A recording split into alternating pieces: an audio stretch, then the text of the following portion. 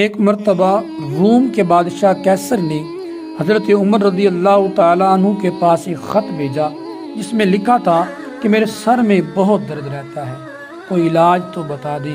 حضرت عمر رضی اللہ تعالیٰ عنہ نے اس کے پاس ایک ٹوپی بھیجی اور حکم دیا کہ اسے سر پر رکھا کر، جس سے تیرے سر کا درد جاتا رہے گا۔ چنانچہ جب وہ ٹوپی سر پر رکھتا تو سر کا درد ختم ہو جاتا، اور جب اتارتا تو واپس درد لوٹ آتا۔ اسے بڑا تعجب ہوا۔ اس نے سوچا کہ آخر ٹوپی میں ایسا کون سا کمال ہے کہ سر پر رکھتے ہی درد ختم ہو جاتا ہے۔ اس نے ٹوپی کا کمال جانچنے کے لیے اسے پھاڑا تو اس کے اندر سے ایک چھوٹی سی پرچی ملی جس پر بسم اللہ الرحمن الرحیم لکھا ہوا ہے۔ یہ بات روم کے بادشاہ کیسر کے دل میں گھر کر گئی۔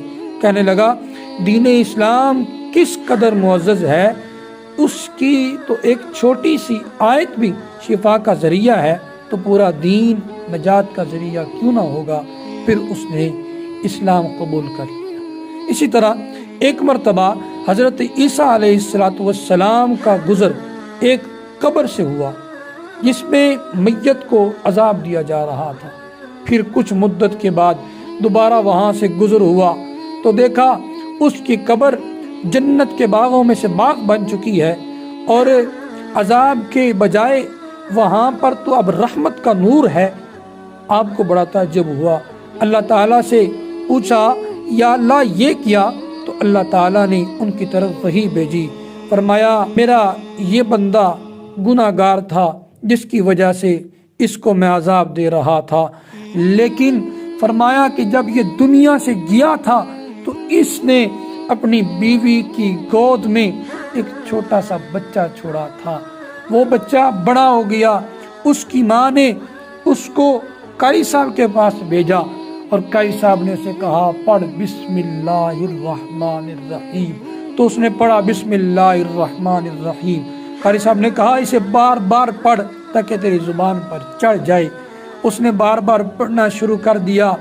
وہ اس کا بیٹا مجھے زمین کے اوپر کبھی رحمان کہہ رہا تھا، کبھی رحیم کہہ رہا تھا، اور میری رحمت جوش میں آ گئی۔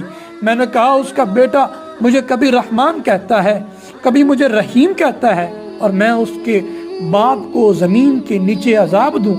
میری رحمت نے یہ بات گوارا نہیں کی، تو میں نے اس کو بخش دیا، اس کی قبر کو جنت کے باغوں میں سے باغ بنا دیا، اس کی قبر کو نور سے بھر دیا۔